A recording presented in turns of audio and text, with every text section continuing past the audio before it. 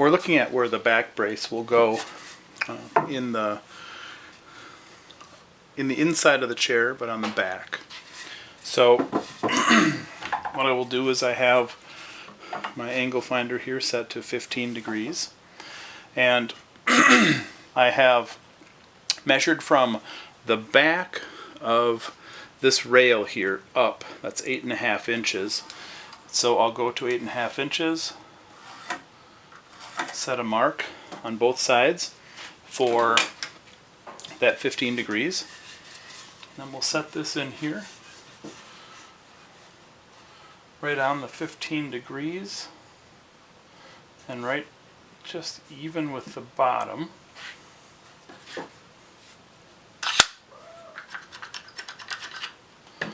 And then see if I can do this with one hand here. Just put a clamp on here to hold it. Double check where it's positioned to move it up just a little bit. And then double check it with the line. That should be good.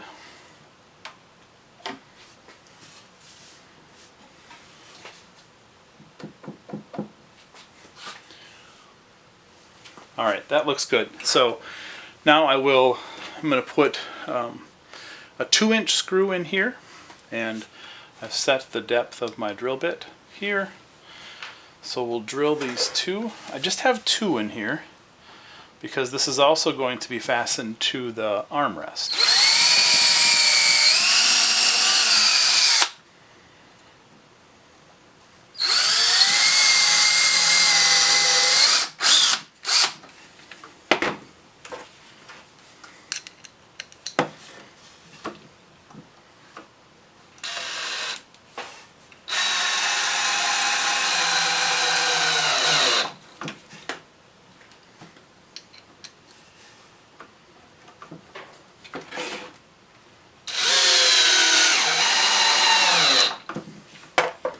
Alright, so this is on here, and it's already pretty tight as it is.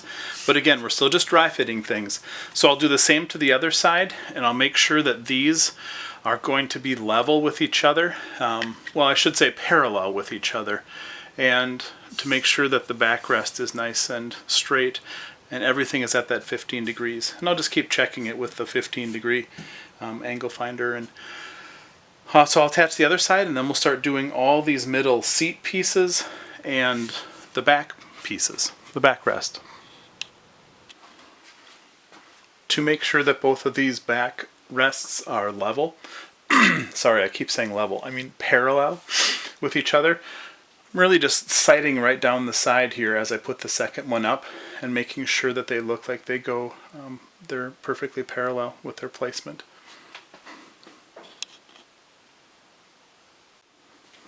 With the 2 vertical pieces for the backrest installed, I took the 3 pieces for the backrest. They'll go 3 here and these horizontal pieces.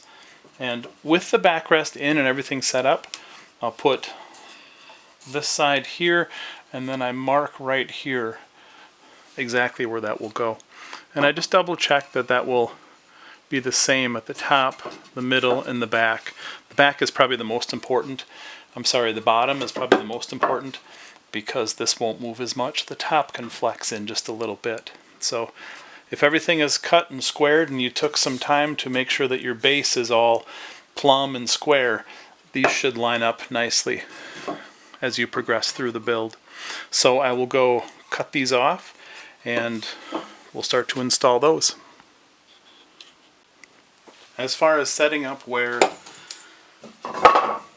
the back supports will go in here, I'm moving down from the top 1.5 inches, and then the 2x4 is 3.5, leaving 3.5 spacing, 3.5, 3.5, and 3.5.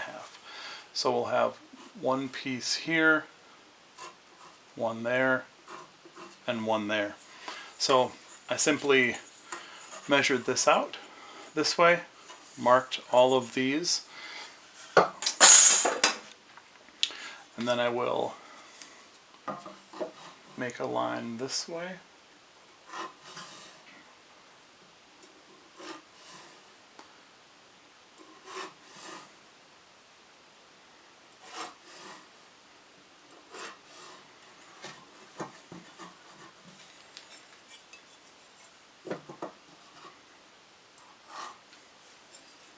And then I set up another combination square to let them inset just 1/2 inch.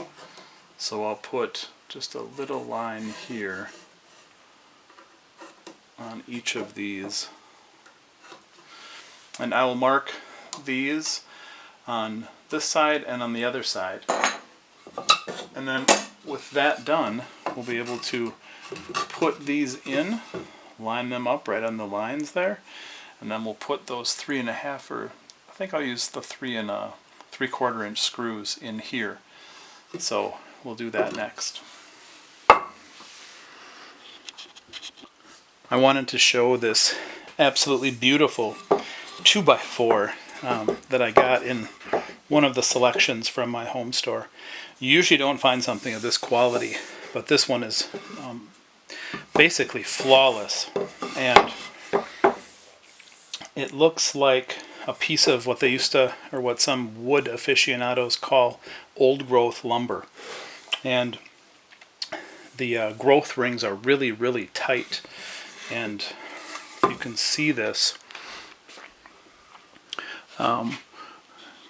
Let me refocus here. That's better. Every now and then you'll come across this, and it's hard to find these pieces, but old growth lumber is really from a time when the forests were so dense in America that any new tree that popped up had a canopy of other trees over it. So every year it didn't get as much sunlight, and it just grew slower and slower. So you can see here, this tree has grown really fast. You see the marks each year from the rings in a tree. This one is probably 1/4 inch, 3/16 of an inch. If you come over here, this one is closer to old growth. It must have grown underneath a canopy somewhere. And you can just tell too, it's much heavier when you pick it up. It's really dense. But here you can see there's probably a 1/32 of an inch, sometimes a 1/64 of an inch between some of these rings. The average is probably a 1/32 at most. So this piece was very, very straight, and old growth lumber is like that. That's why it's so prized by so many furniture makers and woodworkers. So I came across this and thought I would just share that because I appreciate that. So I have the backrest assembled here, and just put the top horizontal support in, put a clamp up here, and then drilled for the holes in the side with a 3/8 inch Forstner bit, and then with the really long drill bit, drilled all the way in there with an 1/8 inch drill bit, and now we'll put the 3 3/4 inch screw in here.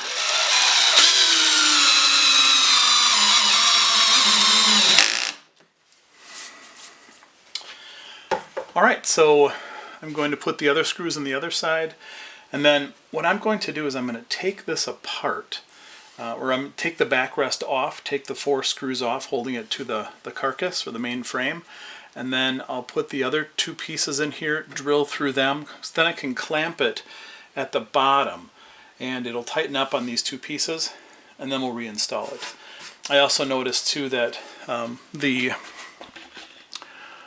I guess, yeah, you can see that if I just move this down a little bit. Where the armrest is going to sit here, or the armrest, the back leg, I guess, is in the way. So the armrest will sit up here on the back leg, but I'll need to take the backrest off now that I have everything positioned how I like it. And we'll put those other pieces in.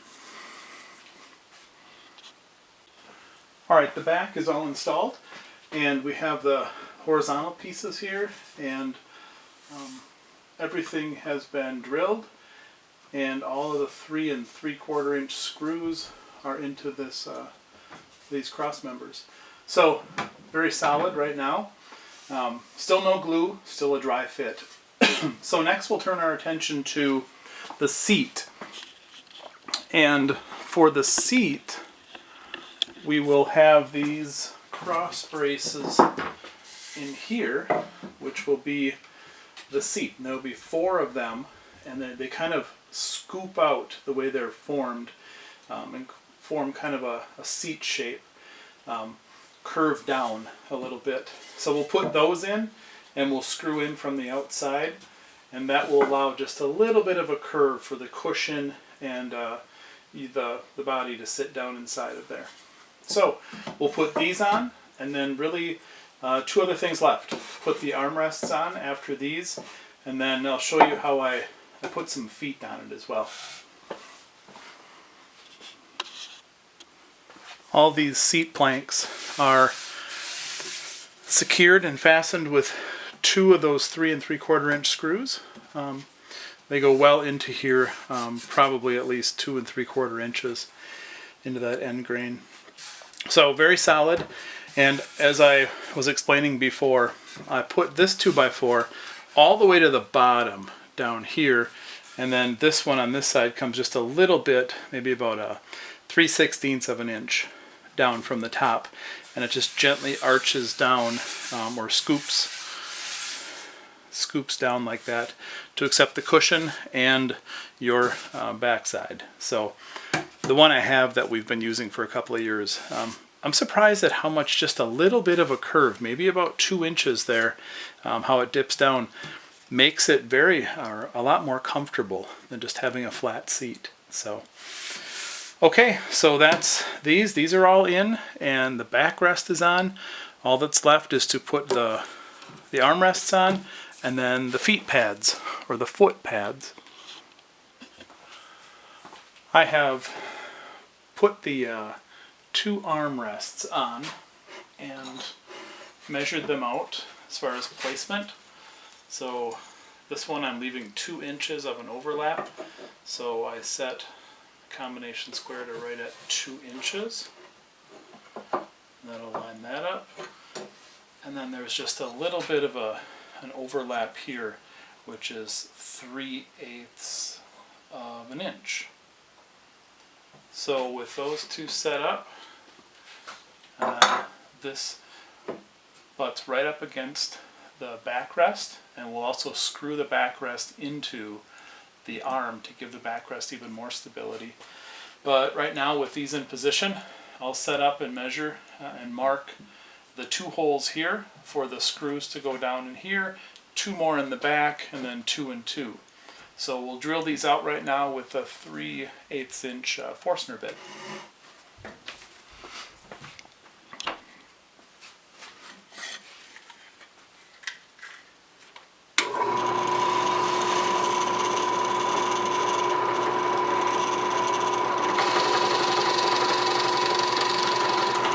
Drill down about 3/8 of an inch. Again, that allows enough room for the screw plug to grab hold.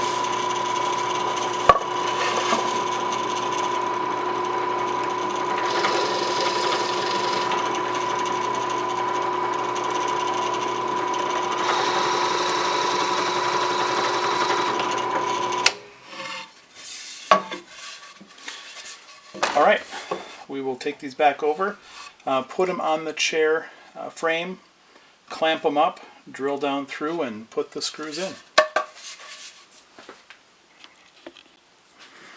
All right, so it's all clamped on. We will double check to make sure that everything is positioned the way we want it.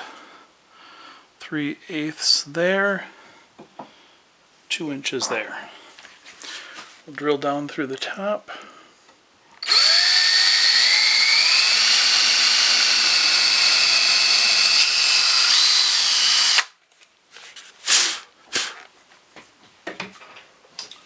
And then put our screw in.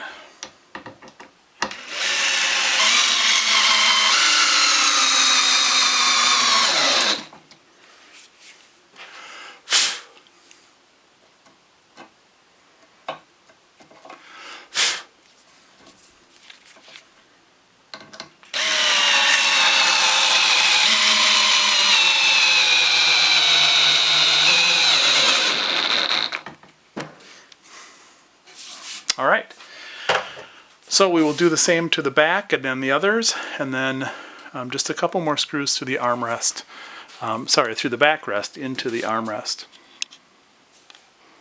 The last thing we'll do is put one of these 3 3/4 inch screws through the backrest and all the way into the armrest.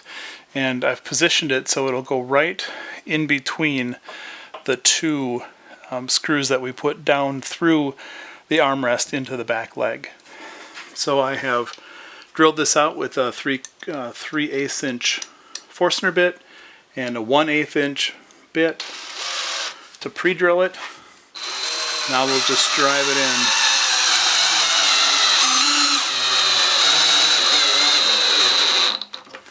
That'll kind of lock everything together.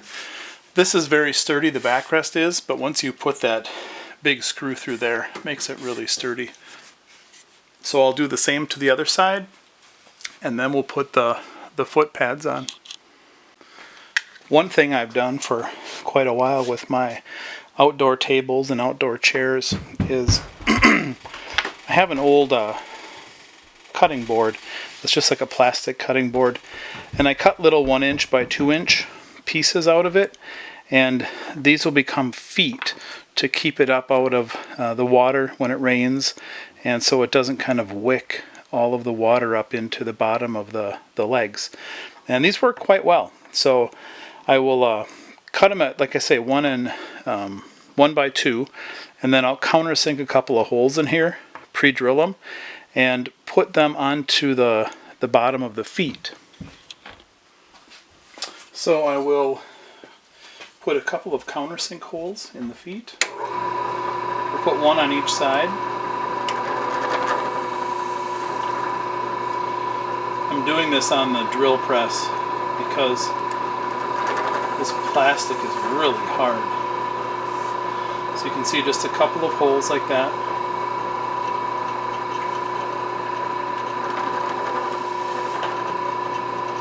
Just enough to get the screw head down in there and kind of off of the concrete or your deck or whatever kind of patio you have.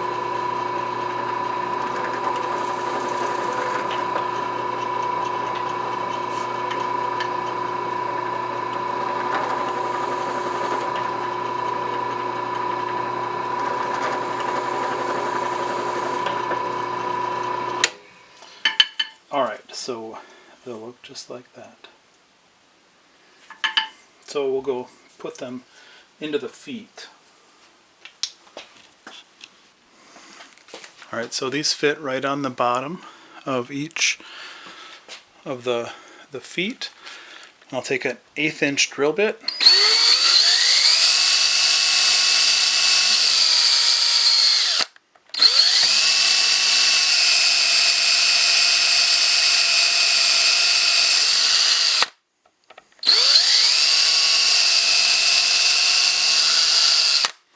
I hit something really hard here.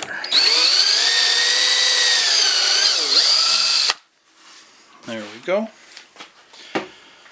And then for the bottom, I have these little 1 5/8 inch stainless steel screws.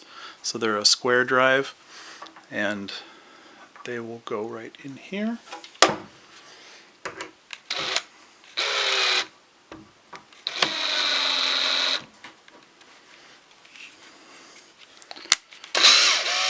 I think that's backwards.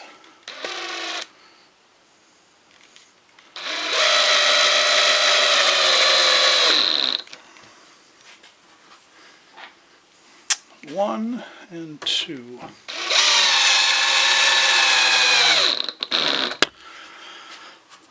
There, so these are really hard. They don't wear out that fast. I suppose if you drag them all over the concrete, they'll wear out and get down to that stainless steel screw head. But the nice thing is it really, this is a good 1/2 inch piece of plastic here, the cutting board, and it keeps all of this off of the ground. And I live where it snows a lot, so we have snow out here, and I just leave these chairs outside all year round, and the bottoms aren't really rotten or anything. So the stainless steel screws along with the plastic make nice feet to keep them up out of the weather and the elements. I will take these off now and saturate the bottom and paint it with several coats, just like the rest of this, to really protect it from wicking moisture up into the bottom of this end grain as well. And then I'll put these on the at the very end, or the very last thing, after all the coats of paint have dried. All right. Okay, so here's the final chair, all assembled. Looks really nice. The only thing we need to do, the final piece, I guess, before we paint, is to cut all of our screw plugs out of a similar pine like this. I have some leftover 2x4s that we'll use for that, so everything matches. And we'll cut all of these. I counted, and there are a whopping 48 screw plugs to put in here. But it makes it look so much better to just put the screw plugs in here, use your saw to saw them off flush, then your chisel to make them look nice and perfectly flush, and then a little bit of sandpaper to rough them up to accept the paint. So that'll be the last step. I'll cut all the screw plugs and then plug the holes, and then just look and see if there's any other places that need a little bit of sanding or a little bit of fine tuning. But other than that, we're done. It looks really nice. And next we will paint. I'll show you the paint that I use. It's an outdoor solid color stain, and we'll put that on. So we're almost there.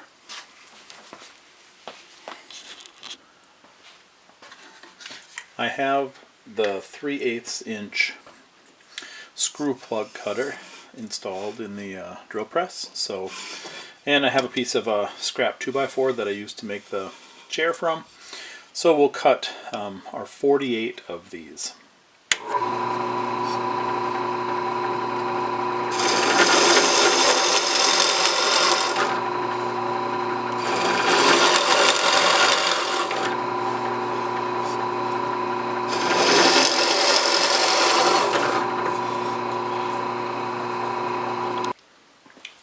Alright, we have our 48 cut here, plus a few extra. Now all we'll do is go through and pop these out. And once we have all these out, we will start gluing them into the holes, the screw holes in the chair.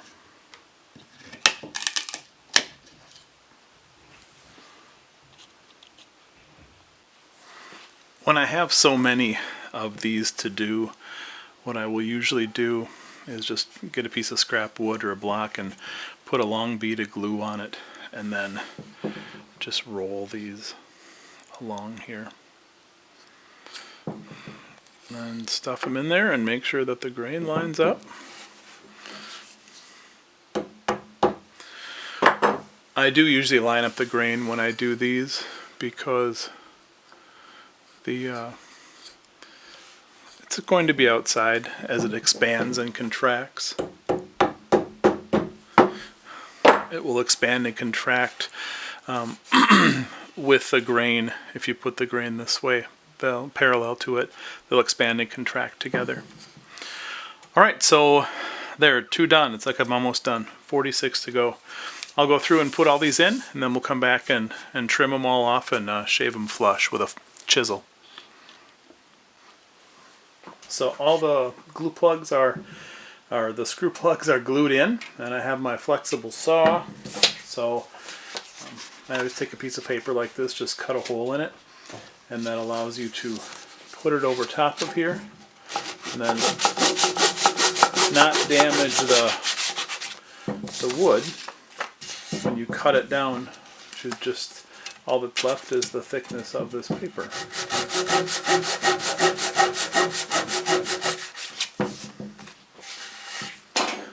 And then you should be able to, with a really, really sharp chisel, just kind of go right through this.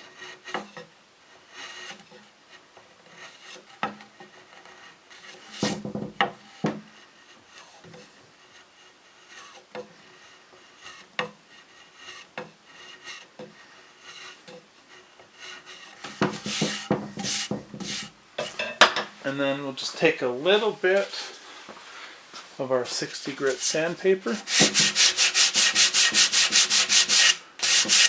just to rough it up a little bit to accept the paint. And that's it. that will allow us, I'm sorry, now I'll go around and do the remaining 46 of them, and we will be ready to paint. So here's the final chair after all the screw plugs have been sanded down and I should say sawn, and then the sharp chisel to kind of polish them, and then a little bit of sandpaper. So this is the standard seat cushion you buy from a home center or one of your department stores. And what I like about this is the whole thing just fits right in here.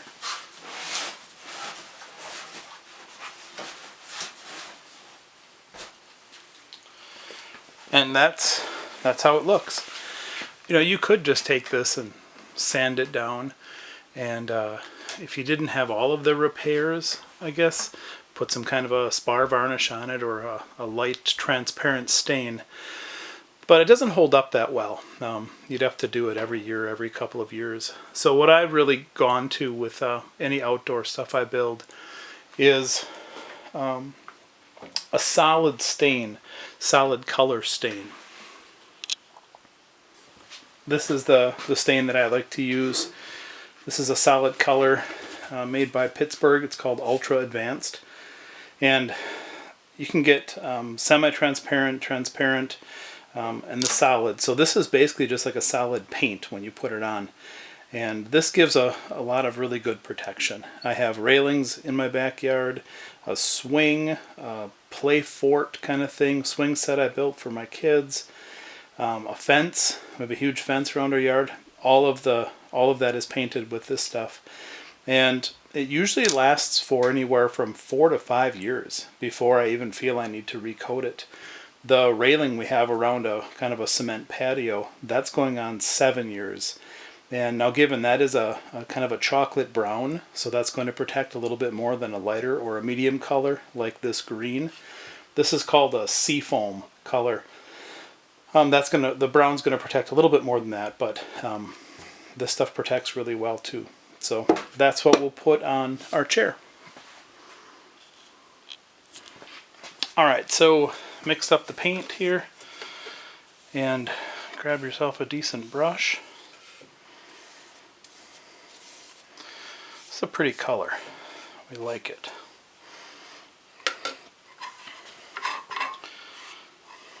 So there's really nothing much to do. This being an exterior stain, solid stain, just put it on. I'm going to start with 2 coats, and that usually will be good.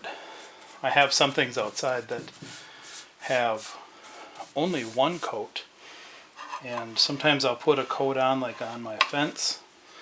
I put 1 coat on. The first, well, I built the thing and I used treated lumber. So I let it dry. I built it in the summer and then let it dry over the winter, and then painted it, and then I let it dry over the winter again for a whole year and kind of cure out. And then this coming spring I will put another or a second coat on it. Kind of helps it stick to it, and this stuff sticks really, really well. As you can see over this bare wood, it works really, really well. When I built a fort for my kids, like a swing set / fort that they could climb up into, and it had like a little 4x, more like a 5x6 platform. That platform I painted painted with this stuff. I used the chocolate brown, and after that dried, it only took about a day. They ran around and walked up on that thing directly on it for a couple of years before I saw any wear, and that was just 1 coat. So I'm impressed with this stuff. Alright, well, I will keep going and put a couple coats on this, and then I will show you the finished coats, or the finished chair, sorry, when the paint is all dry. And then we'll put the feet on, the little pads on the feet, and put the cushion in and show you the final thing. So the last thing to do after I put 2 coats of the solid stain on the bottom here, let it really soak into that end grain, is to put the final kind of foot pad on there. So I'm using a 1.5 inch stainless steel screw, and you can see when I put these in here, oops, I think that's backwards. I think I want it this way. There we go. You can see when I put these in here, I drop that countersink down to leave about 1/8 of an inch so that some of the pad can wear away without hitting the stainless steel head.